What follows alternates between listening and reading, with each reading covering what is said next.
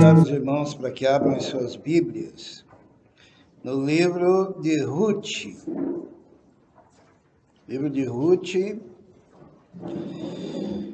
mantenha aberto no primeiro capítulo do livro de Ruth. Livro de Ruth no capítulo 1.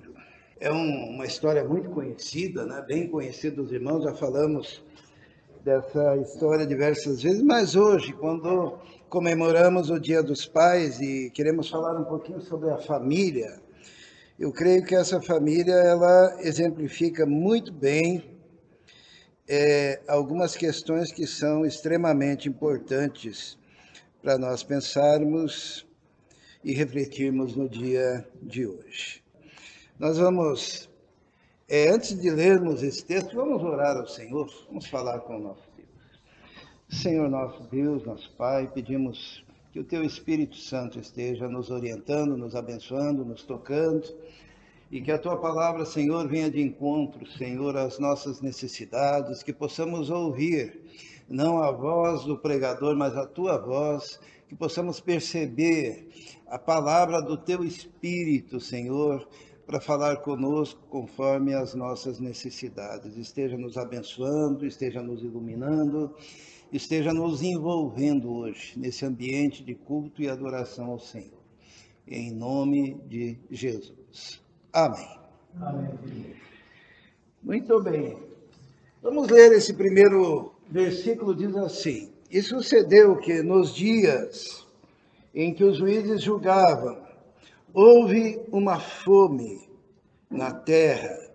Por isso um homem de Belém de Judá saiu a peregrinar nos campos de Moabe, ele, sua mulher e seus 2 filhos. Ele, sua mulher e seus 2 filhos. Aqui nós já encontramos um modelo de típico, né? Um modelo típico de família. O marido, que se chamava Elimeleque, a mulher, que se chamava Noemi, e 2 filhos, que se chamavam Malom e Quilion. Conforme diz aqui no versículo 2, diz assim: E era o nome desse homem Elimeleque, e o de sua mulher Noemi, e o de seus 2 filhos, Malom e Quilion, efrateus, de Belém de Judá, e chegaram aos campos de Moabe, e ali ficaram. Essa história dessa família, que é uma família típica, uma família comum, mas que traz alguns ensinamentos para a vida da gente. E o primeiro ensinamento é que toda família, toda pessoa, todo ser humano padecerá dificuldades, terá lutas, terá batalhas para enfrentar. O Senhor Jesus, ele falou que no mundo tereis aflições. Nós vivemos num mundo caído, nós vivemos numa sociedade caída. Quando Adão e Eva pecaram,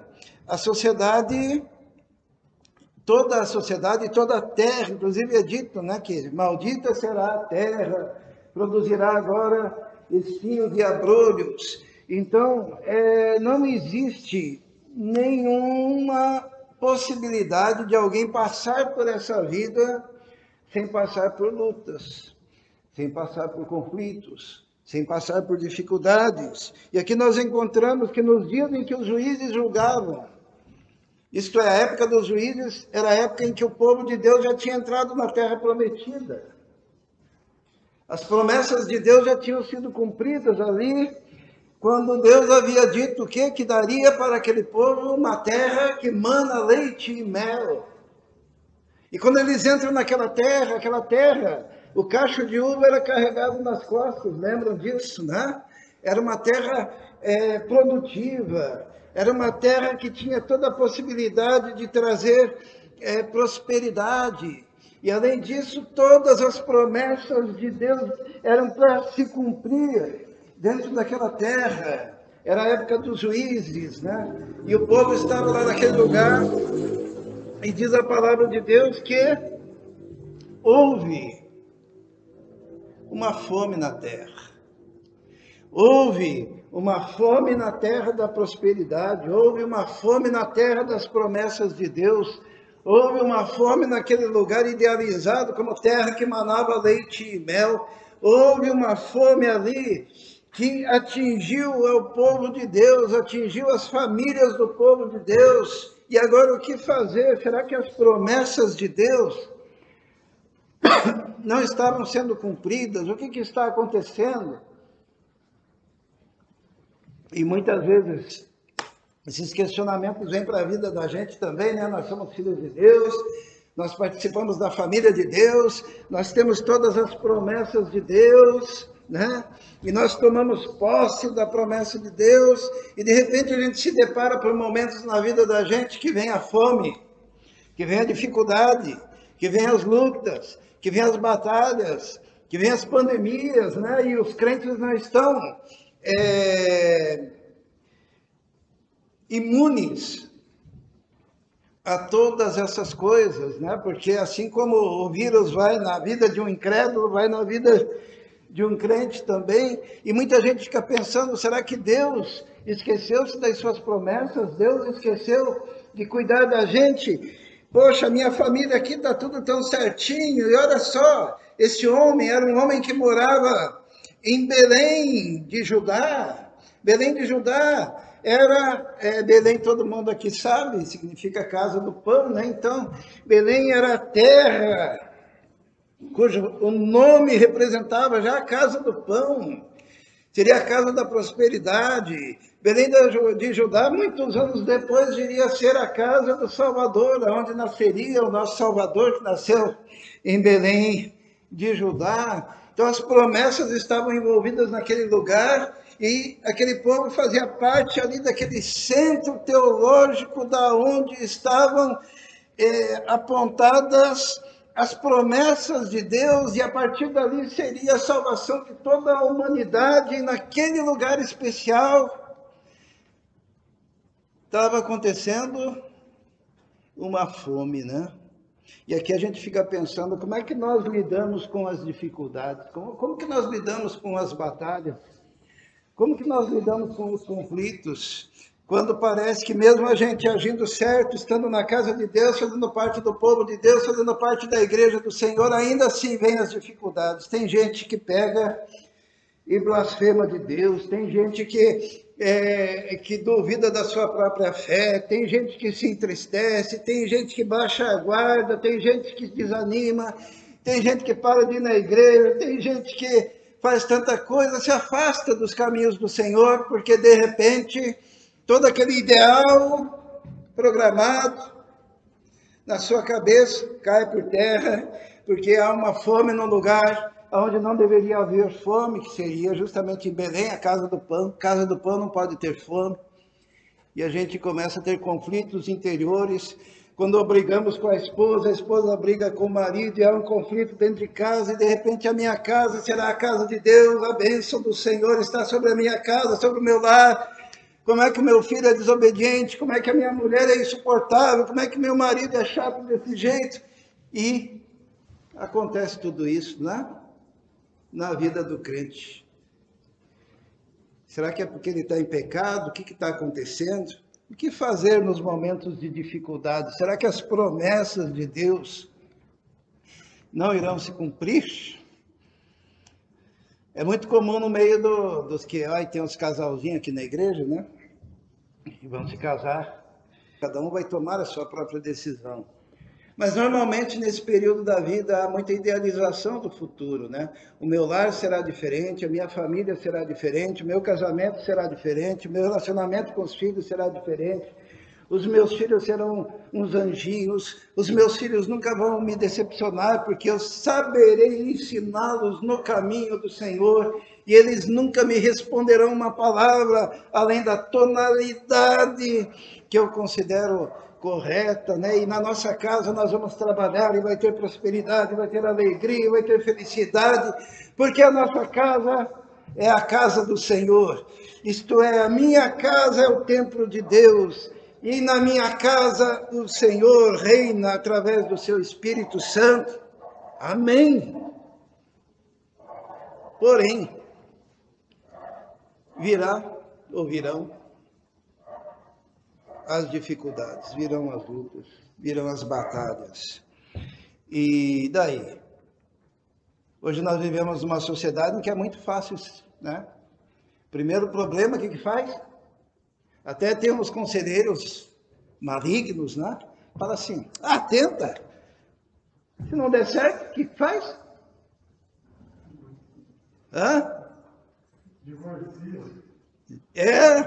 Conselheiros malignos, né? Tenta, se não der certo, separa. E tenta de novo, se não der certo, separa. Tanto que, estatisticamente, os divórcios estão lá em cima, né, na estatística. Por quê? Tenta. Tem também aquela ideia, mora junto. Se der certo, daí casa. Bem que legalmente hoje, pela lei brasileira, é a mesma coisa, né? São os mesmos direitos e deveres. Porém, na hora da dificuldade, como que a gente age? E quando há escassez na casa do Senhor? Quando há escassez, quando as promessas parecem que não estão se cumprindo. Esse homem, diz a palavra de Deus, vamos ler novamente. Sucedeu que nos dias que os juízes julgavam, houve uma fome na terra, dificuldade, fome na casa do pão. Por isso um homem saiu da casa do pão, Belém de Judá, e foi peregrinar nos campos de Moabe, ele, sua mulher e seus 2 filhos. Ele pensou, se está faltando comida na casa de Deus, eu vou para os campos de Moabe. E quando a gente pensa nos campos de Moabe, o povo, os moabitas, eles eram inimigos ferrenhos do povo de Deus, era um povo idólatra, era um povo pecador, era um povo que perseguia o povo de Deus, era um povo que tinha outros deuses, era um povo que fecundava a terra para que ela produzisse através do ato sexual dos seus sacerdotes e das suas sacerdotisas naquela terra, onde aqueles sacerdotes derramavam do próprio sêmen na terra, e aquilo era um culto e uma adoração ao seu próprio Deus, e eles imaginaram que com isso haveria prosperidade. E de repente aquele homem, Elimeleque, que estava na casa do pão e havia fome lá em Belém e havia problema, ele olha lá para os moabitas e vê, não, ali tem prosperidade, né? Apesar de serem idólatras, de serem pecadores, apesar de serem fecundadores da terra, agindo daquela forma que desagrada a Deus, mas ali parece que tem coisa melhor para nós. E ele pega e sai da casa de Deus para saciar a sua fome, para saciar a sua frustração, para saciar as suas ansiedades, para tentar satisfazer aquilo que era os seus sonhos iniciais de viver uma vida feliz. Ele pega e sai da casa do pão e vai peregrinar lá na casa ou nos campos de Moabe, nas casas do pecado, nas casas da prostituição, nas casas da lascívia, nos campos fecundos da idolatria.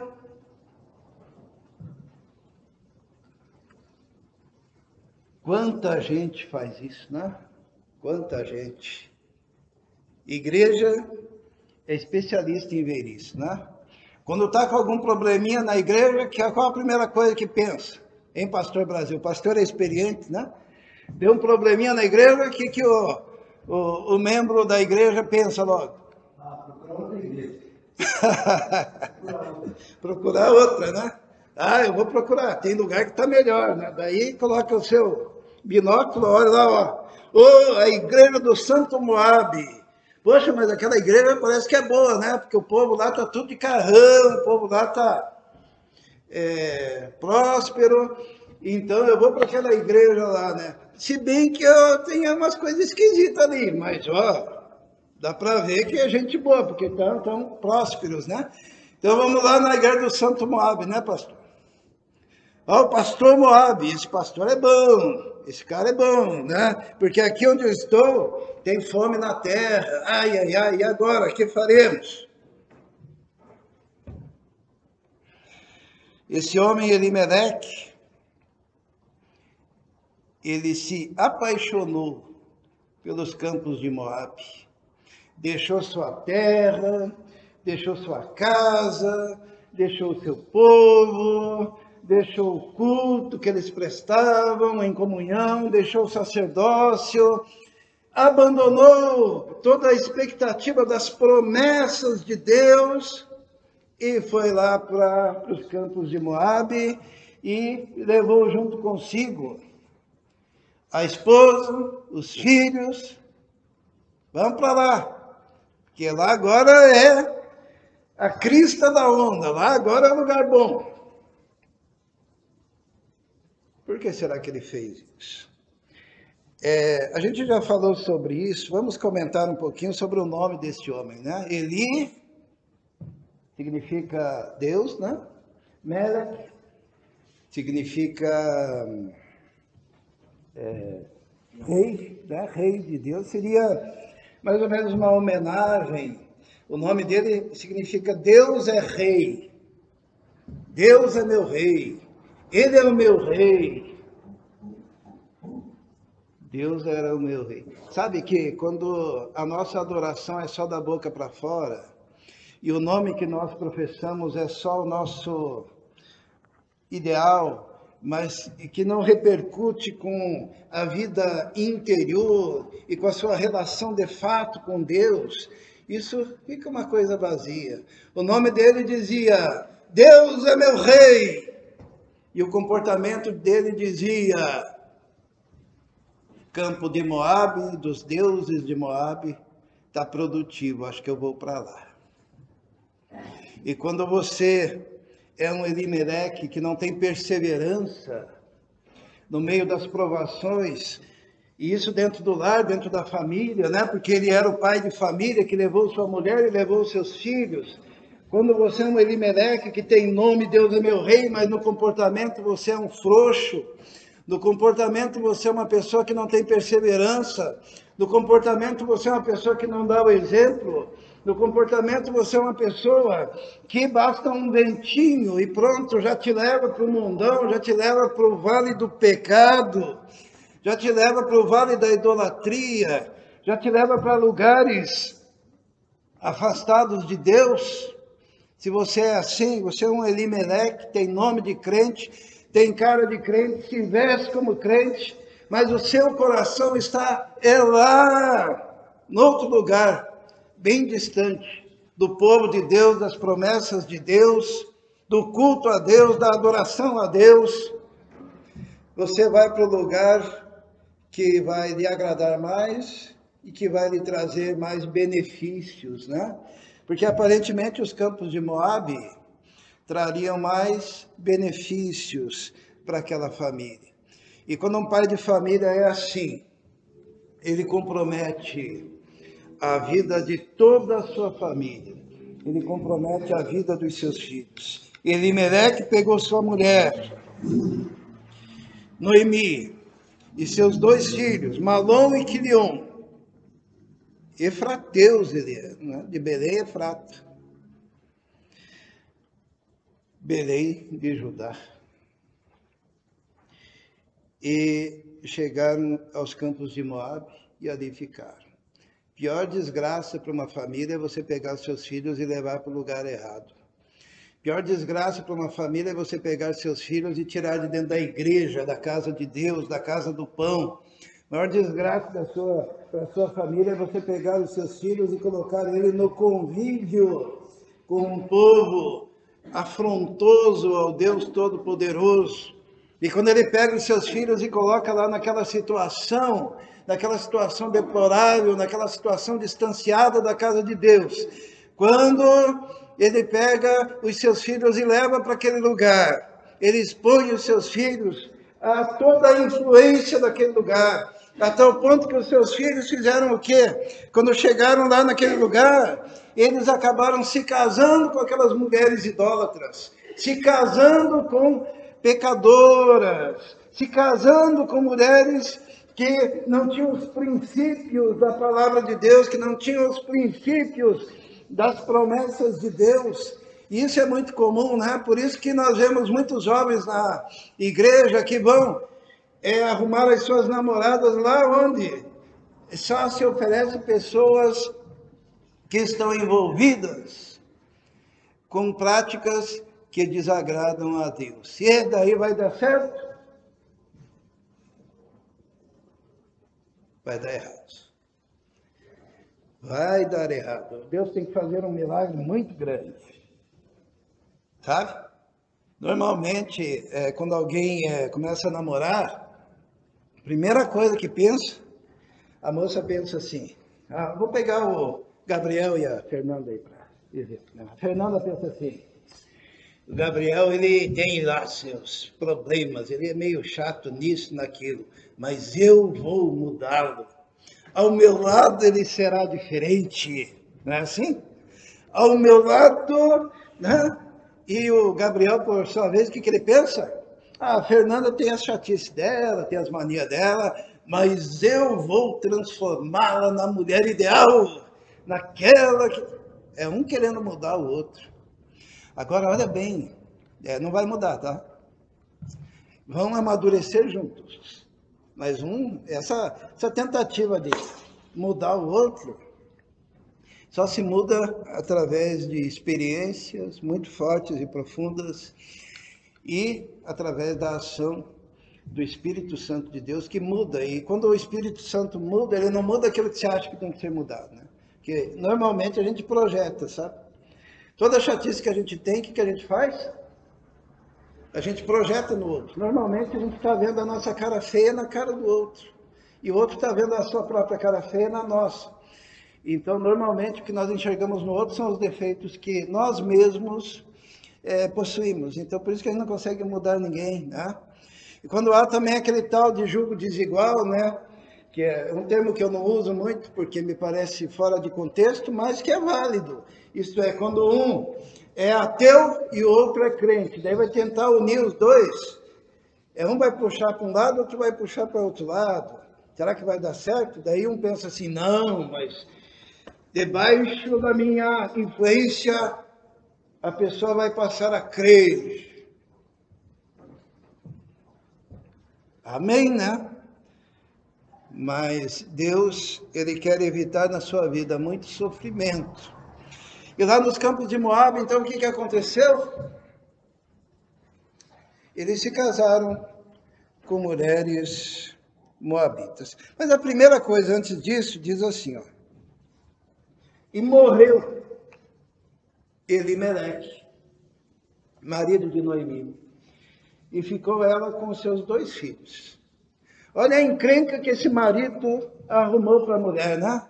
Ele estava lá no meio do povo de Deus, lá entre seus parentes, lá junto com aqueles que tinham a mesma fé.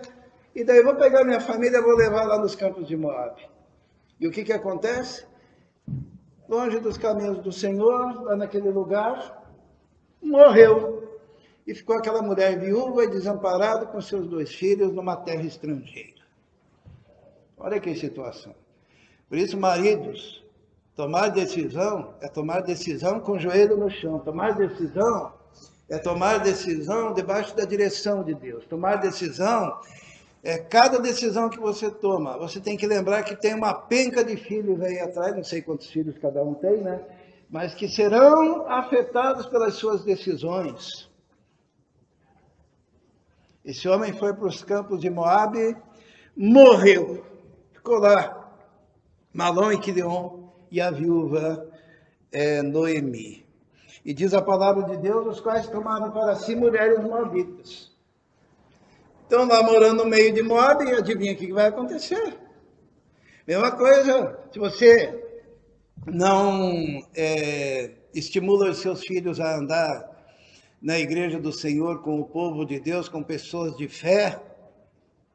Quando eu falo igreja do Senhor, estou me referindo à igreja de todos aqueles que são salvos pelo nosso Senhor e Salvador Jesus Cristo e amam verdadeiramente a palavra de Deus. Se não for esse o seu conselho para os seus filhos, eles arrumarão mulheres moabitas. E as mulheres, o nome de uma era Orfa e o da outra, Ruth. E ficaram ali quase 10 anos, né? Como que era o nome dos dois mesmo? Todo mundo aqui sabe, né?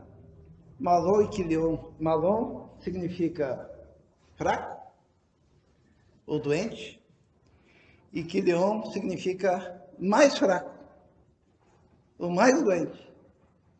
Em algumas traduções até aparece que significa raquítico. Por quê? Porque se o pai é frouxo, se o pai é fraco, se o pai é um cara que não sabe sofrer pressões e na primeira pressão ele abandona a casa de Deus e o povo de Deus, os seus filhos serão mais fracos ainda, serão fraquíssimos. Por quê? Não por causa de uma maldição hereditária, mas por causa de uma coisa chamada educação, uma coisa chamada influência. Você educa quando fala, mas você educa muito mais quando você age. Você educa quando você aconselha, mas você educa muito mais quando você está junto e caminha junto e mostra o caminho. Quando você pega na mão e conduz, ensina ao menino o caminho que deve andar, pois até morrer não se desviará desse caminho. Elimeleque significava Deus é meu rei, só que o comportamento dele era de um fraco. Pai fraco, filhos fracos. Pai mau caráter, filhos tendem a seguir, no primeiro momento, o caminho dos pais. E graças a Deus quando isso não acontece. Graças a Deus quando um filho vê que aquele caminho não é bom e escolhe caminhar os caminhos do Senhor. Mas Elimeleque expôs a sua família e lá, longe dos caminhos de Deus, ele morreu, lá nos campos de Moabe. E levou os seus filhos a morrer também, longe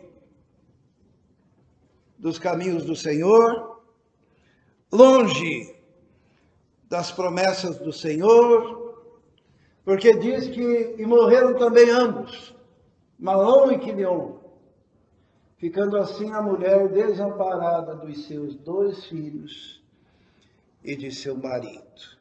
Tinha uma viúva, agora tem 3 viúvas. Opa, 3 viúvas. Longe da casa de Deus.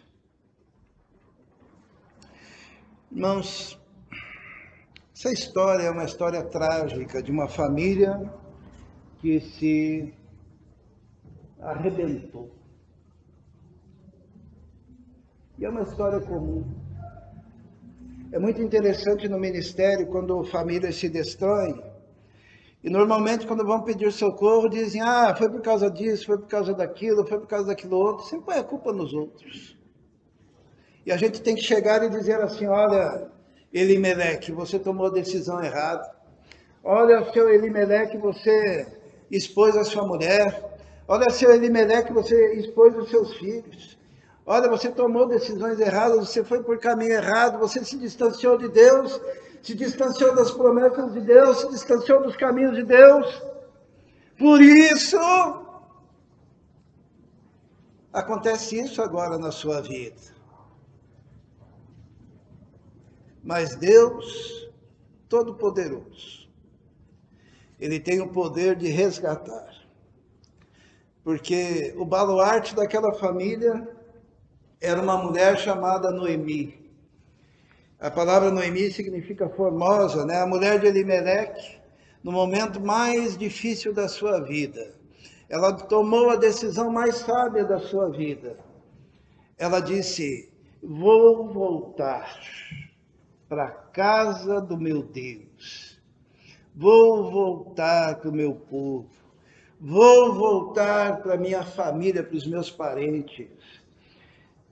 E ela chega para as suas noras, que eram viúvas também, e diz assim: e vocês querem ir lá e continuar vivendo no meio do seu povo, dos moabitas, dos seus deuses? E uma das noras falou assim, a órfã falou: eu vou voltar. Voltou. Escolheu os seus ídolos. Mas Ruth,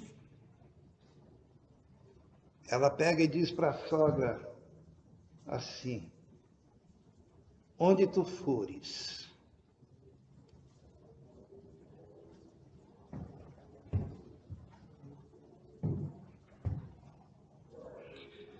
ali irei eu. O seu Deus será o meu Deus. O seu povo será o meu povo. E ela se apega ao testemunho da sua sogra e volta junto com a sua sogra para a casa do Pai, para a casa de Deus. E quando Noemi volta, depois de 10 anos, todo mundo começa a dizer assim: nossa, não é aquela Noemi, ela está voltando, ficou tanto tempo fora, ela saiu daqui tão cheia de coisas e agora volta vazia. E sabe o que Noemi diz? Noemi, ela diz assim: não me chame de Noemi. Noemi significa formosa, né? Ela diz: não me chame de Noemi. Me chame de Mara, porque cheia eu parti e vazia eu retornei. Não me chameis de Noemi, mas me chame de Mara. Isto é, aquela mulher, na sua sabedoria, ela se humilhou a tal ponto, porque a palavra Mara significa amarga, né? Eu saí daqui formosa, mas eu volto amarga, amargurada. Tem gente que quer voltar para a casa de Deus, mas quer voltar com o nariz empinadão, né? Saiu formoso, quer voltar bem formoso, né? Quer voltar sem arrependimento. Mas Noemi, ela disse assim: hoje ninguém me chame mais de formosa, me chame de amarga, porque o Todo-Poderoso pesou a sua mão sobre mim. E todos conhecem a história, né? Que ela foi redimida, resgatada por um parente chamado Boaz, e ela foi agregada, ou melhor, ela foi agregada à família de Boaz por causa de Ruth, né? E aquela família foi reconstruída naquele ambiente, naquele lugar, no meio daquele povo, na casa de Deus, sendo que o filho de Ruth, aquela moabita, né, que foi resgatado, ele foi o pai do pai de um grande rei chamado Davi, que deu linhagem àquele que viria depois, da descendência de Davi, Jesus Cristo, o nosso Salvador. Essa mulher que foi resgatada lá das terras de Moabe é uma estrangeira. Quando você lê lá em Mateus, no primeiro capítulo, na genealogia de Jesus, quando fala dos parentes de Jesus, né, da sua genealogia, aparece o nome de 5 mulheres apenas. E uma delas é Ruth, aquela que rejeitou os ídolos dos moabitas e passou a fazer parte do povo de Deus, graças ao testemunho da sua sogra, Noemi. Não sei como é que está a sua família, a sua casa, não sei como é que está o seu lar, né? Hoje é dia dos pais, Talvez o teu pai seja um Elimeleque. Talvez ele nem tenha tido a dignidade que teve Elimeleque de levar a família junto. Talvez ele foi embora sozinho, né? Deixando tudo para trás. Mas não importa a circunstância. Tem um pai que acolhe, que abraça, que ama, que cuida e principalmente que restaura. Ele tira de lá e traz para junto de si, para fazer de você parte de um novo povo, de uma nova família, de um novo reino que adora e serve ao Senhor Todo-Poderoso. Hoje é o dia de você voltar para a casa do Pai, para você voltar para o meio do povo de Deus, para você entregar a sua vida totalmente ao Senhor. Vamos orar. Senhor nosso Deus, Todo-Poderoso, muito obrigado porque, através do testemunho dessa família, nós podemos entender que nós, os homens, podemos estragar tudo, mas que quando olhamos para o Senhor pode restaurar, o Senhor pode transformar qualquer situação, pois por mais adversa que seja. Nesse momento eu peço a Deus para aqueles que sofrem, para aqueles que estão com lares destruídos, arruinados, com problemas, com angústias, com sofrimentos, com o desejo de abandonar tudo. Peço que o Senhor esteja agindo através do Espírito Santo e restaurando e transformando essas vidas, esses lares, esses corações, em nome de Jesus. Amém. Amém.